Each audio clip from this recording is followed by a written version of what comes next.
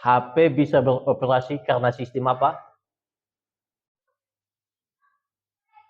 Sistem apa yang dipakai oleh HP sehingga bisa berjalan, bisa kita buat apa saja? Pakai apa? Hah? Aplikasi ya? Betul ya? Oke.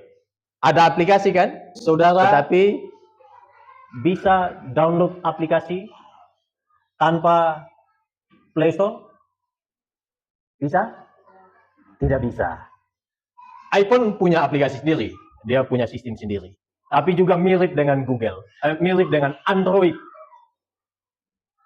Nah, judul kita hari ini berkaitan dengan The Bible is our Google. Google itu menguasai pangsa pasar dunia dari sisi layanan operasional atau sistem software yang dipakai oleh hampir semua orang di dunia. Ya, kecuali yang pakai iPhone, karena sekali lagi iPhone itu dia punya sendiri juga. Tapi kalau Oppo, Samsung, apalagi Vivo, apalagi ya, Huawei, itu enggak dia itu. Semua itu menggunakan Android. Android itu punyanya siapa? Punyanya itu sistem operasi untuk HP ya. Punyanya Google. Di dalam perusahaan yang begitu besar ini, dia ada satu sistem yang disebut sebagai Android. Untuk masuk pada sistem itu, orang kalau mau masuk, ya itu udah ada kerjasama dengan perusahaan-perusahaan HP ya. Contoh Samsung, apalagi Oppo, dan lain sebagainya. Udah kerjasama. Jadi waktu beli pertama kali HP itu, masih buka, istilahnya buka DOS, yang diminta pertama, pasti memasukkan Gmail. Gmail itu punyanya Google. G itu Google Mail. Sebelumnya kita kenal beberapa, salah satunya Yahoo yang cukup terkenal sebelumnya. Tetapi kalah oleh Gmail. Sekarang Yahoo tidak laku lagi. Hampir tutup. Tapi, ya sebenarnya Nokia juga tutup karena dia tidak beli Android itu. Salah satu sebabnya, tidak mengikuti perkembangan yang ada. Tetapi, dilihat oleh Google, Google beli Android. Lalu dia masukkan dalam sistemnya. Ada istilah, kalau kita tidak tahu sesuatu, tanyalah. Tanya siapa? Mbah Google. Tanya Mbah Google, nama aja Mbah loh. Memang itu adalah serapan bahasa kita ya, tidak ada dalam bahasa Inggrisnya disebut sebagai Mbah Google. Tetapi kenapa sampai disebut sebagai Mbah? Ya kalau sudah sebut itu kan memang itu dari sisi pengalaman, dari sisi apa yang disebut sebagai mbah itu ya. Dalam bahasa Jawa, ya pasti kita tahu bersamalah. Jadi semua dari sana. Poin yang ingin saya sampaikan dalam pendahuluan ini, betapa berpengaruhnya Google di dalam keseharian kita. Mungkin saya tidak butuh, saya tidak merasa saya membutuhkan Google. Oke, tetapi merasa butuh HP toh. HP tidak bisa beroperasi tanpa Google. Karena dia punya sistem Android.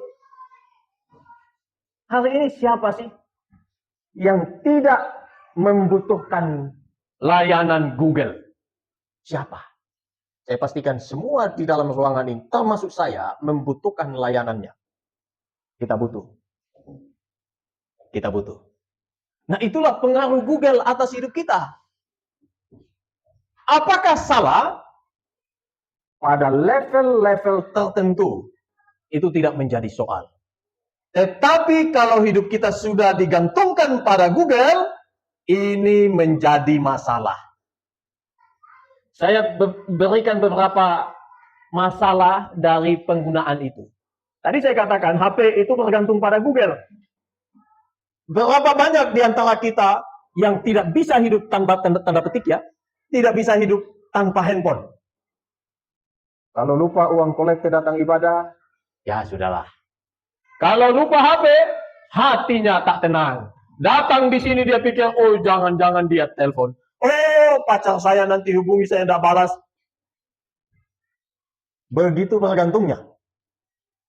Sampai-sampai bahkan dalam ibadah pun, yang harusnya kita siapkan waktu untuk Tuhan, Google masih mempengaruhi, masih merasuk kebergantungan kita kalau kita tidak batasi, bahkan happiness kita pun, kebahagiaan kita pun, ketenangan kita pun akan direnggut oleh sesuatu yang tidak kita lihat. Kita lihat fisik karena ada HP, tetapi software itu dia beroperasi tanpa kita lihat. Di dalamnya mempengaruhi banyak. Saya pernah katakan, kalau saudara terjebak di dalam ketergantungan menggunakan sosmed atau apa saja, perhatikan itu. Itu akan menyita, mengambil waktu daripada kita. Perbedaan antara orang yang bisa mengembangkan dirinya pesat dengan orang yang stuck di satu tempat, tidak bisa gerak mengembangkan potensi dan karunia dirinya, terletak pada usaha dan bagaimana dia memaknai waktu. Saya kasih tahu kepada saudara sekalian. Terletak pada bagaimana seseorang memaknai waktu yang Tuhan kasih. Dua kelompok ini dikasih waktu yang sama oleh Tuhan. Kelompok yang pertama yang mengembangkan dirinya, walaupun muda tetapi berkualitas, karena dia tahu menggunakan waktu yang Tuhan kasih. Dia memaknai waktu itu sebagai kesempatan untuk mengembangkan diri yang dia dapatkan dari Tuhan. Sedangkan yang satu, yang tetap pada level itu tidak mengalami kemajuan dari berbagai hal, karena dia menganggap waktu itu biasa saja. Dia lupa bahwa waktu diberi kepada kita, satu saat ada limitnya. Kita tidak terus-menerus hidup sesuka hati kita. Memaknai waktu. Tetapi waktu yang 24 jam itu, saudara perhatikan, banyak kali direnggut oleh sesuatu yang disebut Google dengan kaki tangan yang tadi saya sudah jelaskan. Baik TikTok, karena dia harus download dari Play Store. Apapun dia harus download dari sana. Jadi Google begitu mempengaruhi kehidupan manusia hari ini. Istimewa, karena kita bicara pemuda hari ini. Coba saudara perhatikan waktu saudara sendiri. Tidak usah lihat punya teman ya. Waktu, oh kalau dia ini, tidak. Lihat sendiri. Termasuk saya juga.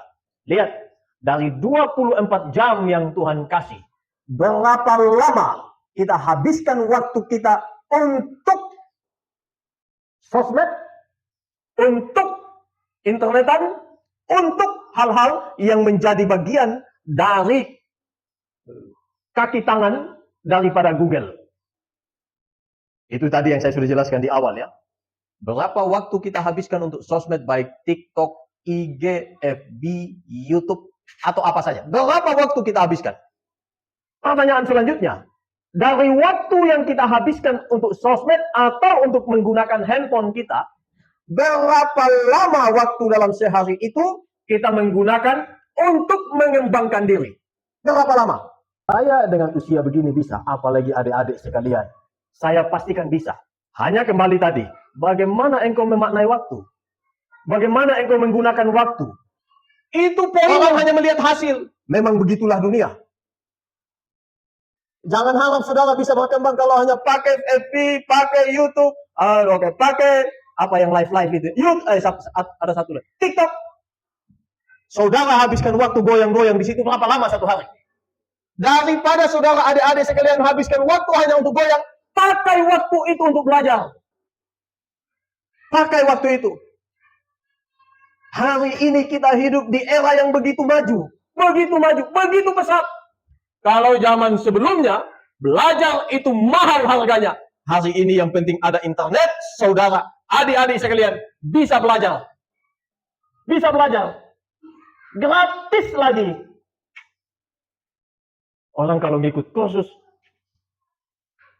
untuk lolos TOEFL, itu biayanya mahal. Biaya mahal. Tapi hari ini kita bersyukur kita ada di abad 21 dengan disrupsi yang begitu pesat. Apa saja kita bisa belajar. Itu bedanya. Memaknai waktu. Memaknai waktu. Itu penting. Orang yang bisa mengembangkan dirinya begitu pesat dengan orang yang tidak bisa mengembangkan dirinya terletak dari memaknai waktu saja. Saya sampaikan kepada saudara, adik-adik sekalian, tidak ada orang bodoh yang dicipta oleh Tuhan. Kebodohan itu adalah tercipta oleh orang itu sendiri, bukan Tuhan yang cipta. Orangnya yang memang ingin bodoh. Ini saya khotbah karena di depan pemuda-pemudi, saya ingin kalian untuk maju. Majulah. Jangan lihat orang maju, kok dia bisa ya? Di balik majunya ada kesulitan, masalah, tantangan yang dihadapi. Tidak mudah, tidak mudah. Sama seperti gunung es yang kelihatan cuma sedikit, tapi di bawahnya begitu besar, dipenuhi dengan kegagalan, air mata, kebosanan, dan banyak hal yang dialami. Tetapi pada akhirnya akan memunculkan sosok-sosok yang hebat kemudian. Saya harap adik-adik sekalian demikian adanya. Belajar memaknai waktu. Karena waktu yang Tuhan kasih harus dipertanggungjawabkan dengan sebaik-baiknya. Sebaik-baiknya. Kalau saya yang sudah usia ini bisa, adik-adik apalagi. Kenapa? Karena dari sisi usia lebih jago, lebih cepat nangkap. Lebih cepat nangkap. Gunakan waktu dengan baik, memaknai waktu dengan baik. Setelah itu, maka Google akan menolong sekali, sangat menolong di dalam pengembangan diri. Ini yang disebut sebagai self-development. Mengembangkan diri yang Tuhan beri. Mengembangkan. Harus adik-adik punya itu. Kalau tidak, akan termakan oleh arus perkembangan yang ada. Perhatikan dirimu. Sebagai orang muda, engkau harus punya kualitas. Kalau tidak punya kualitas, maka akan tetap biasa-biasa saja. Tapi kalau saudara, adik-adik sekalian mengembangkan potensi yang Tuhan beri, karunia yang Tuhan limpahkan, hanya tunggu waktu saja. Karena semua akan dijawab oleh waktu.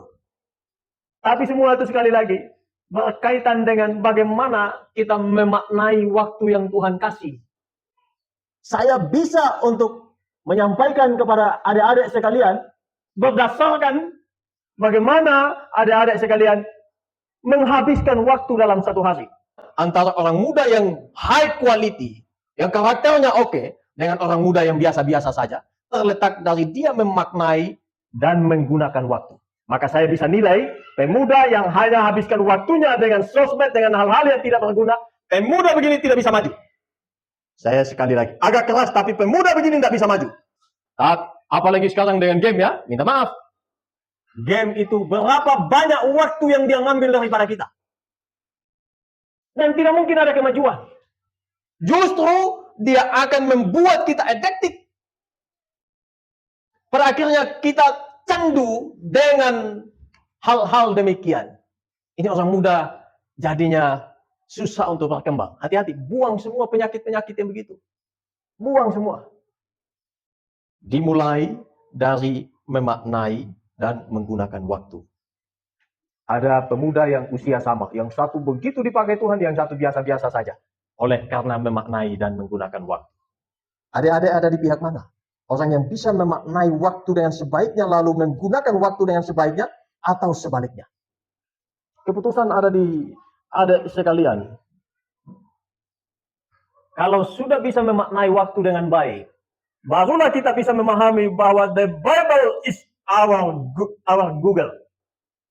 Alkitab adalah Google kita. Saya sudah jelasin tadi panjang lebar tentang Google. Hidup kita dipengaruhi oleh Google, tetapi jangan sampai kita bergantung kepadanya. Jangan sampai hidup kita habis dimakan, dilahap oleh Google. Oh, saya tidak gunakan, Pak. Oh, saya sudah jelasin tadi. Game itu saudara bisa, adik-adik bisa download oleh karena ada Google. Ada sistem Android yang dimiliki oleh Google. Jadi Google begitu kuatnya. Kalau tidak bisa menggunakan dengan wise, dengan bijak, habislah kita. Ini masalahnya. Poinnya di bagian sini, Google is not everything. Google bukanlah segala-galanya. Itu hanya tools, hanya alat yang Tuhan beri di dalam zaman kita untuk bisa mengembangkan diri kita dengan sebaik-baiknya. Yang benar, Jesus is everything in all my life. Yesuslah yang harusnya menjadi segala-galanya. Saya kasih dua hal ini.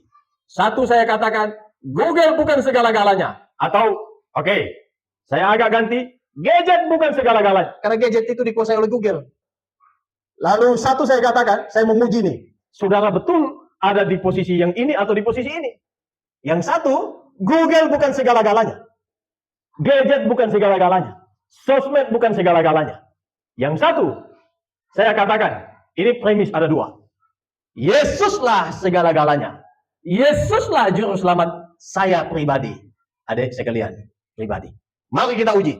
Benarkah statement itu sesuai fakta atau tidak? Atau sekedar asumsi, keyakinan tanpa bukti? Untuk menguji ini, kita kembali kepada kehidupan masing-masing. Saya kaitkan ini pasti dengan waktu, 24 jam. Waktu tidur 8 jam. Sisanya masih sisa 16 jam. Lalu waktu belajar, katakanlah 8 jam. Masih sisa 8 jam. 8 jam ini, di saat kita beristirahat, di saat kita ada waktu senggang, kita gunakan untuk apa? Untuk apa? Ini menjadi pertanyaan. Kalau kita gunakan untuk sosmed saja, untuk game saja, bahkan di waktu-waktu yang harusnya kita produktif, saat kerja, kerjanya tidak maksimal, fokusnya ke game saja. Saat kuliah, saat sekolah, dikit-dikit ingin buka sosmed, lalu live atau apa istilahnya, berapa banyak waktu yang kita buang dengan sia-sia. Padahal di sisi lain, kalau bisa menggunakan gadget itu, waduh, saya kasih tahu, saya sudah bilang tadi, tidak ada orang bodoh. IQ itu bisa dinaikkan. Siapa bilang IQ kita memang harus sekitar 70-an sekian, IQ rata-rata orang Indonesia. Tetapi kenapa IQ-nya begitu? Karena malas membaca, malas belajar. Ini saya kasih tahu faktanya. Berdasarkan bukti dan penelitian saya sampaikan. Khotbah ini cukup keras, tetapi karena itulah membuat kita harus berkembang. Kenapa Israel bisa maju? Karena mereka ada dalam kesulitan. Mereka dihimpit. Hanya dua pilihan. Engkau bertahan atau engkau di bumi hanguskan. Mereka pilih bertahan. Lalu bagaimana caranya? Mereka belajar menciptakan banyak hal. Lalu pada akhirnya Israel bisa survive. Bahkan dia bisa menjadi raja di Timur Tengah. Tanda petik ya. Itu ada satu negara superpower yang ada di Timur Tengah. Saya kasih tahu saudara, luasnya tidak melebihi Pulau Sumba. Setengahnya Pulau Sumba, 4 kalinya Pulau Bali. Luasnya cuma 22, sekian ribu kilometer saja. Segitu saja. Bali ini 5.590 kilometer persegi. Jadi bisa dikatakan hampir 4 kalinya Bali. Atau 4 kalinya Bali lah. Luasnya cuma segitu. Tidak sampai satu Pulau Sumba. Tetapi pengaruhnya mendunia. Pengaruhnya mendunia. Kenapa? Karena tanahnya tandus. Kalau dia tidak urus baik, mati kelaparan. Kenapa? Karena di sekelilingnya adalah musuhnya. Kalau dia tidak bisa mempertahankan dirinya, dia yang dilahap. Maka dia harus bisa untuk menjaga dirinya sebaik-baiknya. Dan harus menjadi orang atau negara yang lebih daripada yang lain. Jadi poinnya, orang hanya bisa maju kalau dia merasakan krisis. Dan harus bisa bertahan di dalam situasi itu. Tapi kalau orang yang puas dengan apa yang ada, hanya bisa menerima apa yang ada, maka tetaplah demikian. Nah sekarang saya kembali. Yesus adalah segala-galanya. Tetapi berapa lama kita beri waktu untuk Yesus? Lalu di premis yang pertama tadi saya katakan, Google atau gadget is not everything in our life. Bukan segala-galanya dalam hidup kita. Tetapi berapa lama kita habiskan waktu untuk barang ini? Coba adik-adik pikirkan. Lamaan mana? Punya waktu relasi membaca kitab suci, berdoa, lalu berbicara dengan Tuhan, merenungkan firman-Nya, atau punya waktu lebih banyak habiskan di bagian yang pertama ini. Dikit-dikit HP, dikit-dikit HP. Tapi saya ajar adik-adik sekalian, tidak boleh orang muda Kristen demikian adanya. Kalau dia katakan, Jesus is my Savior, Jesus is my everything, maka harus itulah yang dia harus lakukan. Buktikan bukan hanya dengan kata, tapi dengan tindakan, dengan perbuatan, dengan karakter. Memang demikianlah kita. Bukan hanya sekedar kata. Nah, ayat yang kita sudah bacakan tadi mengatakan menjadi pondasi untuk kita memandang, memaknai bahwa Jesus is my life, is my savior in my life. Ayat 16-17 dari 2 Timotius 3, 16-17 ya. Segala tulisan yang diilhamkan Allah memang bermanfaat untuk mengajar, untuk menyatakan kesalahan, untuk memperbaiki kelakuan, untuk mendidik orang dalam kebenaran. Dengan demikian, tiap-tiap manusia kepunyaan Allah diperlengkapi untuk setiap perbuatan baik. Saya akan masuk pada aplikasi. Ayat ini jelas menyampaikan 4 hal berkaitan manfaat kitab suci. Untuk mengajar, seperti ini saya menyampaikan pengajaran di dalam sesi khotbah. Adik-adik sekalian terbangunkan oleh firman Tuhan, kemudian harus menaati. Setelah mengajar, punya pengetahuan, kita mendapatkan pengetahuan ilahi, tidak hanya sekedar itu, stop. Kita mulai pikirkan, oh dulu saya menggunakan waktu saya, sebelumnya waktu saya habiskan sia-sia. Bagian kedua, dikatakan menyatakan kesalahan. Sekarang kita bisa mendefinisikan dan mengidentifikasi permasalahan-permasalahan kita. Oh, di sini letak kesalahan-kesalahan saya. Jelas, setelah diajar oleh firman Tuhan menyatakan kesalahan kita, tapi ada orang yang tidak mau akui kesalahannya. Ini menjadi persoalan. Tapi saya harap adik-adik tidak demikian. Kita ngaku kesalahan kita. Kemudian baru step yang ketiga, memperbaiki kelakuan. Jadi jelas stepnya. Ada pengetahuan. Firman Tuhan sampaikan. Kemudian yang kedua, pada level yang kedua, nyatakan kesalahan-kesalahan kita. Membuka semua kedok kita. Oh, saya begini. Setelah itu kita harus sadar, karena kesadaran itu membawa kita pada memperbaiki kelakuan kita. Tuhan bilang, Adi Jax, engkau tak boleh habiskan waktumu dengan sia-sia. Arjo, engkau harus pakai waktumu dengan baik. Selama ini kita tidak gunakan waktu dengan baik, maka harus siap diubah. Ini yang poin ketiga, level ketiga, memperbaiki kelakuan. Setelah semua ini jadi, kita masuk pada level keintiman dengan Allah, mendidik di dalam kebenaran ilahi. Kita hidup di dalam persekutuan yang indah bersama Tuhan. Baru setelah itu ayat 17 katakan, dengan demikian, tiap-tiap manusia kepunyaan Allah diperlengkapi untuk setiap perbuatan baik. Jadi identitas kita harus dibarengi dengan perbuatan baik. Jangan ngaku pemuda Kristen tapi hidup kacau balau. Oh, kalau begitu saya tidak layak karena hidup saya tidak betul. Jangan lupa firman Tuhan bilang setelah engkau tahu salah, perbaikilah. Jadi ada kesempatan Tuhan buka. Tidak ada yang layak di hadapan Tuhan. Tetapi Tuhan kasih kesempatan. Lagi kesempatan. Lagi kesempatan. Tetapi firman Tuhan sisi lain mengatakan, jangan bebal seperti binatang. Firman Tuhan mengajar kita supaya harus berubah. Harus mengalami pembaharuan. Dan kembali kepada tujuan awal mengapa kita ada.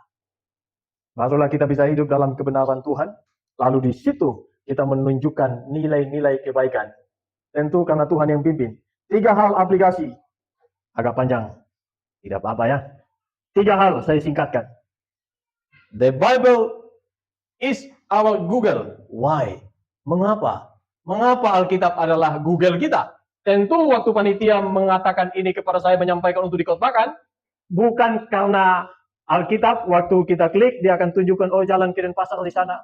Bukan, pasti ada maksud lain.